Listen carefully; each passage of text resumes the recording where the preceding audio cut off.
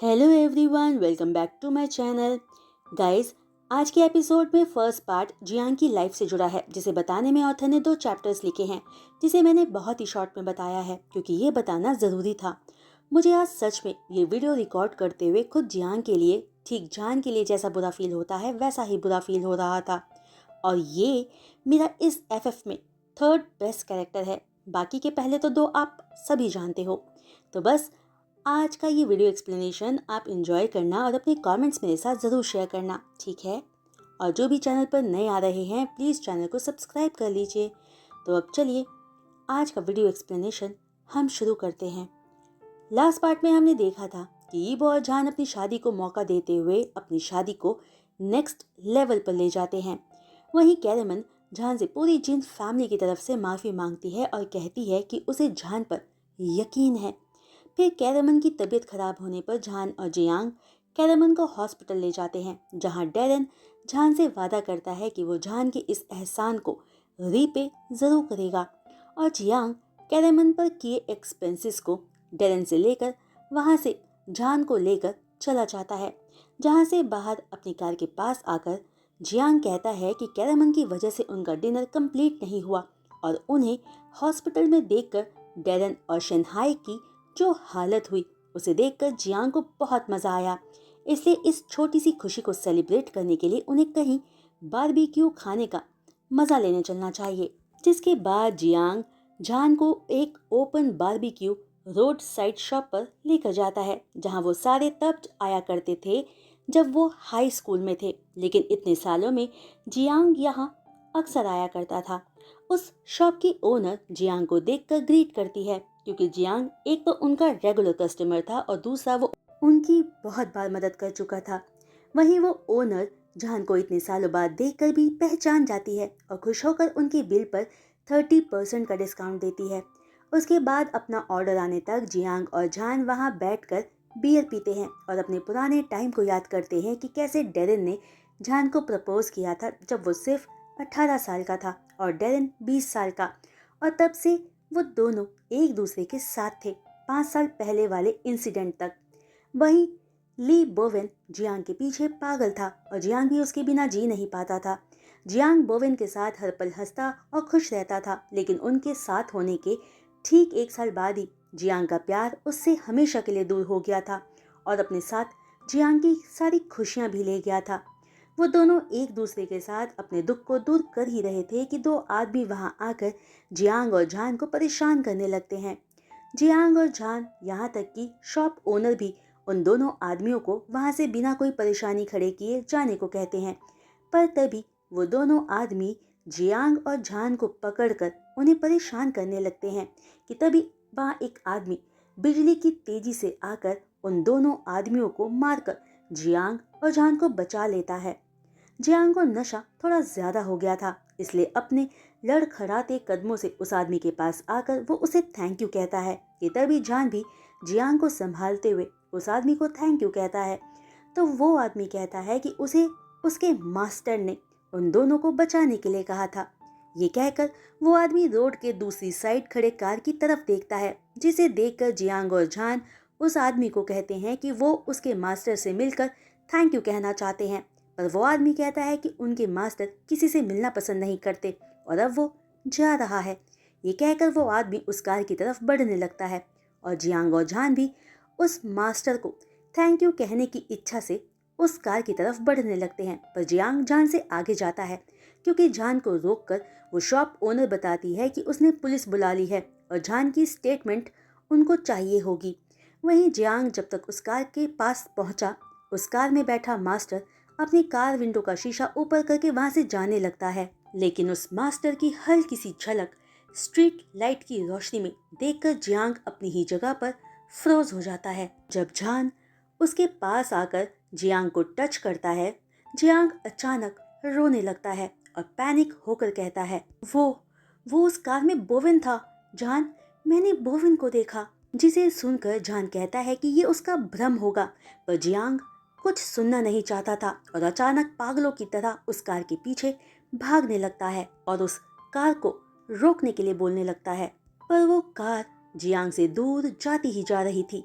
झान भी जियांग के पीछे भागने ही वाला था कि वहां पुलिस आ जाती है, और क्योंकि झान विक्टिम्स में से एक था तो अपना बयान देकर एक ड्राइवर को जियांग की कार चलाने के लिए हायर करता है और फिर उस डायरेक्शन में चला जाता है जिस तरफ जियांग भागा था।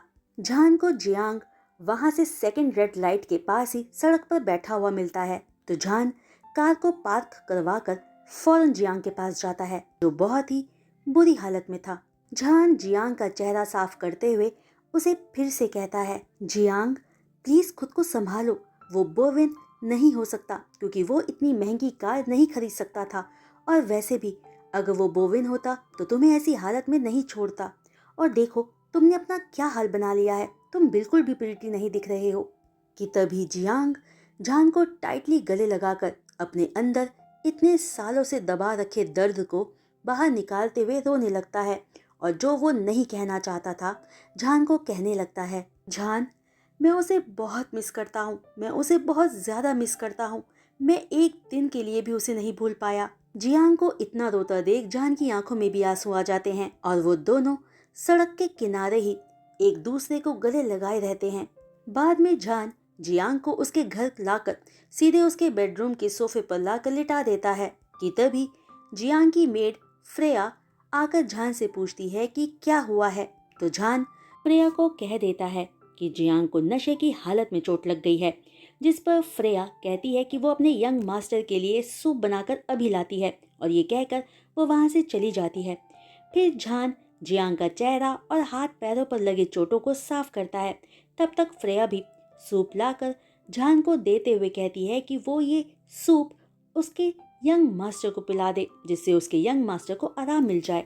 उसके बाद झान जियांग को ब्लैंकेट से कवर करते हुए कहता है, खुद को इस तरह दोबारा हर्ट कभी मत करना।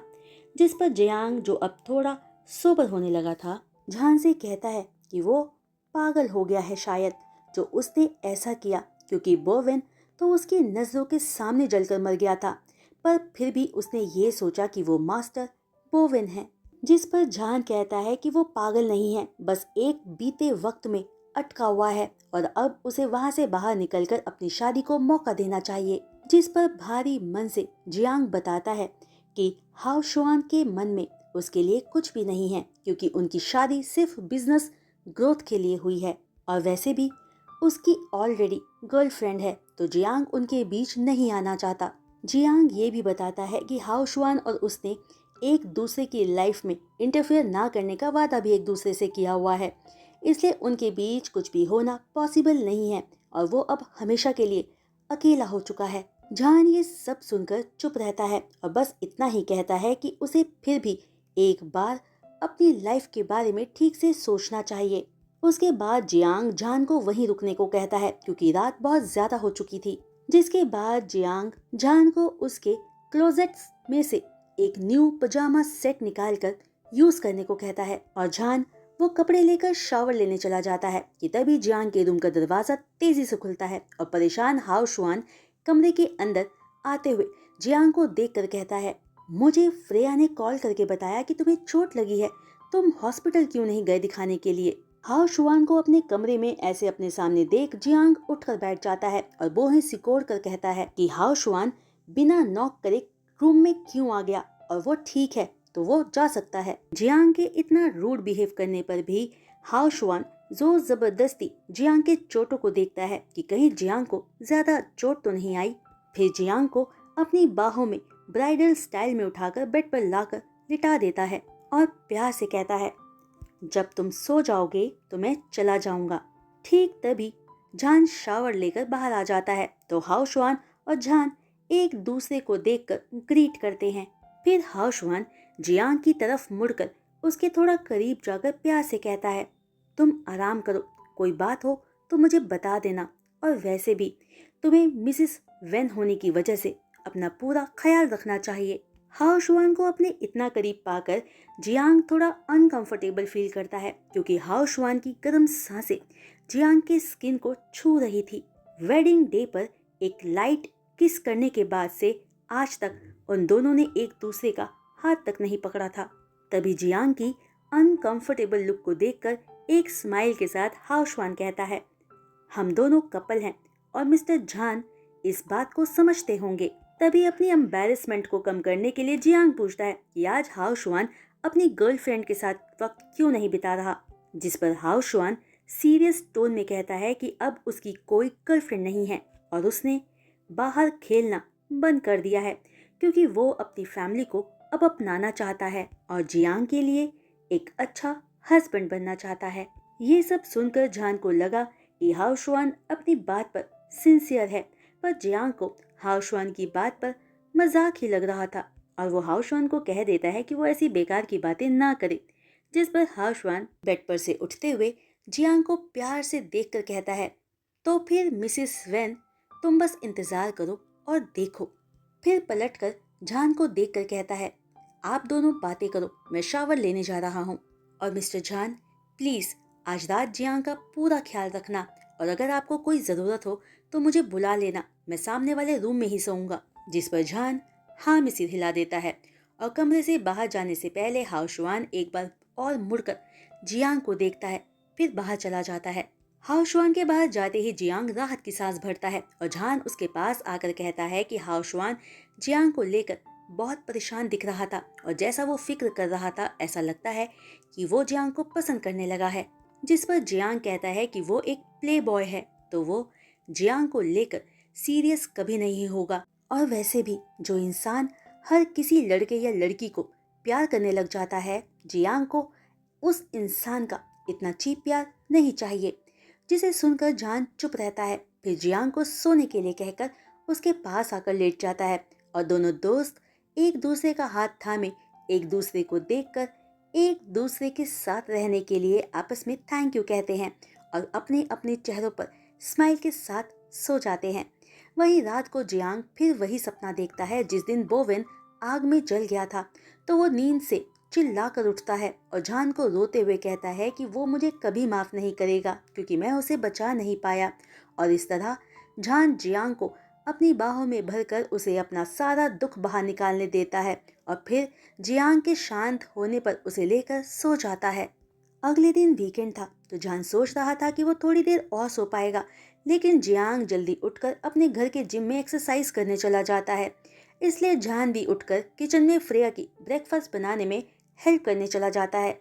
ब्रेकफास्ट जब टेबल पर लग जाता है तो वहाँ हाओ शुआन और जियांग भी आकर बैठ जाते हैं, जहाँ जान से पॉरेज बाउल लेते हुए हाओ शुआन जान को थैंक्स कहता है और जान को जियांग के पास फ्रीक्वेंटली आते रहने को कहता है क्योंकि जियांग जब भी जान के साथ होता है तो वो सबसे ज्यादा खुश रहता है और मुस्कुराता है।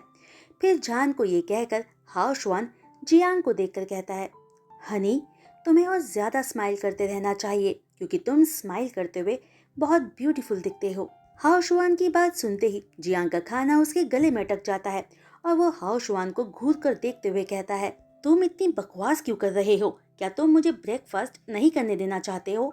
जिस पर हाओ शुआन इनोसेंट फेस बनाकर कहता है, मैंने क्या बकवास की, तुम मेरे वाइफ हो तो ऐसा कहना क्या गलत बात है। मिस्टर जान, अब आप ही बताओ कि क्या मैंने कुछ गलत कहा? जियांग को हाओ शुआन के बदले बर्ताव से परेशानी होने लगती है और वो हाओ शुआन को कहता है कि वो उसके साथ वैसा ही रहे जैसा हमेशा से रहता आया है, पर हाओ शुआन कहता है कि उसे अब वो सब कुछ बदलना है और वो सब ठीक करना चाहता है और इसके लिए अपने पूरे एफर्ट्स लगाएगा। जिसे सुनकर जियांग परेशान होकर जान का हाथ पकड़कर घर से बाहर जाते हुए हाओ शुआन से कहता है, मैं बाहर ही ठीक हूँ, तुम रहो घर में और जो करना है वो करो। जिस पर जान जियांग का उसे खींच कर ले जाते हुए पीछे पलटकर हाओ शुआन को बाय करता है, तो हाओ शुआन भी जो अभी भी अपना ब्रेकफास्ट कर रहा था जान को बाय करते हुए कहता है, अपना और जियांग का ख्याल रखना और यहाँ आते रहना। वहीं जियांग की कार में बैठकर जान पूछता है कि वो अब कहाँ जाने वाला है क्योंकि उसे घर वापस फई के पास जाना है, तो जियांग कहता है कि वो शॉपिंग पर जाएगा और ब्यूटी ट्रीटमेंट करवाएगा, कुछ भी हो पर घर वापस नहीं आएगा क्योंकि वो हाओ शुआन को फेस नहीं करना चाहता और अब वो बिल्कुल ठीक है, इसलिए जान उसके लिए परेशान ना हो। जिस पर जान एक स्माइल के साथ हाँ में सिर हिला देता है। वहीं श्याओ मेंशन पहुंचकर जान फई को मिलता है तो फई जान को हक करके शिकायत करती है कि वो मॉम को मिस कर रही थी और रात को उसे डर लग रहा था, तो ग्रैंड माँ उसके साथ आकर सोई और उसे बेड टाइम स्टोरी भी सुनाया। फई से ये सब जानकर जान हैरान रह जाता है क्योंकि उसने जिंग टोंग से ये सब करने की उम्मीद नहीं की थी। पर जान फौरन जिंग टोंग को फई का ख्याल रखने के लिए थैंक यू कहता है। जान साफ देख पा रहा था कि जब से उसके पेरेंट्स को पता चला है कि जान ही मिसेस वोंग है, तब से वो दोनों वैसे पेरेंट्स बन गए थे जैसा जान हमेशा से चाहता था। पर वो जानता था कि ये सब कुछ वो इसलिए कर रहे हैं ताकि यीबो से बेनिफिट पा सके। जान के थैंक यू पर जिंग टोंग स्माइल के साथ कहती है कि जान को फई की फिक्र करने की जरूरत नहीं, क्योंकि जान के एब्सेंस में वो फई की ग्रैंडमा होने के नाते उसका ख्याल रखेगी।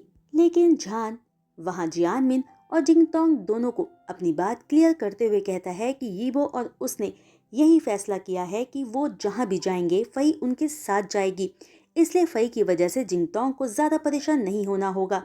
पर कल की रात की सिचुएशन को वो नहीं संभाल सकता था, इसलिए कल के लिए वो जिंग टोंग को फिर से थैंक्स कहता है और साथ में ये भी बता देता है कि वो और यीबो अपने काम और फैमिली को अलग रखते हैं, इसलिए फ्यूचर में वो अपने काम के लिए यीबो की कोई हेल्प नहीं लेगा। और ये कहकर अपने पेरेंट्स को बो करके जान फई के साथ अपने रूम में चला जाता है, जहाँ जाकर जान फई को बताता है कि आज वो फई को घुमाने लेकर जाएगा, जिसे सुनकर फई बहुत खुश हो जाती है। वहीं नीचे लिविंग रूम में जान के जाते ही जिंग टोंग सीरियस होते हुए कहती है, तुमने सुना उसने क्या कहा? इसका मतलब साफ है कि वो फ्यूचर में हमारी कोई मदद नहीं करेगा। हमने बेकार ही कल अपना समय फई पर बर्बाद किया। जिस पर जियानमिन जिंग टोंग को शांत करते हुए कहता है कि 5 साल की नफरत जान के दिल से 5 दिनों में नहीं निकल सकती, इसलिए उन्हें जान के सामने अपना बेस्ट करना होगा। बेशक जान हमारे बदले हुए बिहेव को ना नोटिस करे, पर ये वो जरूर करेगा। और वैसे भी जान इस शाओ फैमिली का बेटा है, तो आज नहीं तो कल उसका मन हमारे लिए सॉफ्ट हो ही जाएगा, इसलिए जो कर रहे हो वैसा करते रहो। जिस पर जिंग टोंग जियानमिन की बात को समझकर हाँ में सिर हिला देती है कि तभी जान और फई तैयार होकर नीचे आते हैं और शाओ मैंशन से बाहर जाते हुए फई अपने ग्रैंड माँ और ग्रैंडपा को बाय करते हुए कहती है कि वो अपनी मॉम के साथ बाहर घूमने जा रही है। जिस पर दोनों फई को बाय करते हुए उसे अपना ख्याल रखने और खूब सारा एंजॉय करने को कहते हैं। जान फई को लेकर अम्यूजमेंट पार्क जाता है, जहां वो फई के साथ बहुत सारे राइड्स लेता है और फई बहुत एंजॉय करती है। फिर बाद में बाहर अच्छा सा लंच करके जान एक फ्रूट बास्केट और फ्लावर लेकर फई के साथ कैरेमन को हॉस्पिटल में मिलने जाता है, जहां रूम में एंटर करके वो मिसेस जिन को ग्रीट करते हुए उनकी तबीयत का हाल पूछता है। कैरेमन उस वक्त रूम में अकेली थी और जान को अपने सामने देखकर कैरेमन की आंखें खुशी और हैरानी से भर जाती है और वो जान को कहती है, थैंक यू जान, मुझे मिलने आने के लिए और कल मेरी जान बचाने के लिए।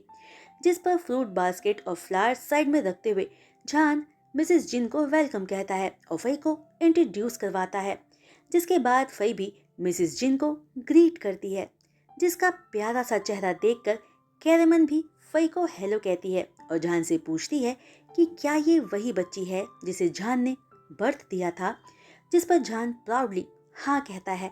फिर जान फई को काउच पर बैठकर खेलने को कहता है और कैरेमन को फ्रूट्स खिलाते हुए बातें करने लगता है। तभी कैरेमन अपने हाथ से अपना वाइट जेड ब्रेसलेट जान को देते हुए कहती है कि ये उसकी तरफ से जान के लिए उसकी शादी का तोहफा है, जिसे लेने से मना करते हुए अचानक जान कैरेमन को आई कह देता है, जिसे सुनकर कैरेमन खुश होकर जान को कहती है कि ये उसका है और वो जिसे चाहे उसे ये गिफ्ट दे सकती है, और क्योंकि वो जान को अपने बेटे की तरह मानती आई है तो ये गिफ्ट जान को ले लेना चाहिए। जिसके बाद जान और ज्यादा जिद नहीं करता और गिफ्ट ले लेता है। दरअसल कैरेमन ने ये ब्रेसलेट जान को तब देना था जब उसकी शादी डेरन से हो जाती, पर ऐसा नहीं हो पाया और लिंग जियाओ डेरन की वाइफ बन गई।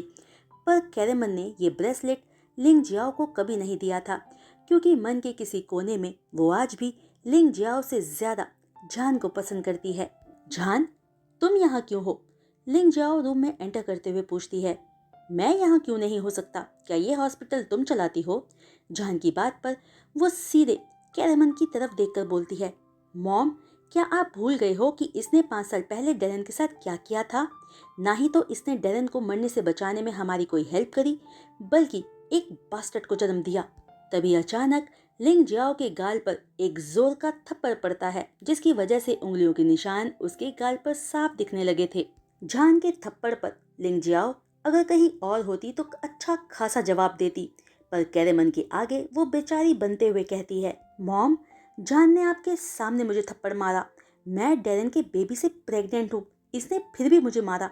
आपको मेरे लिए इंसाफ करना ही होगा।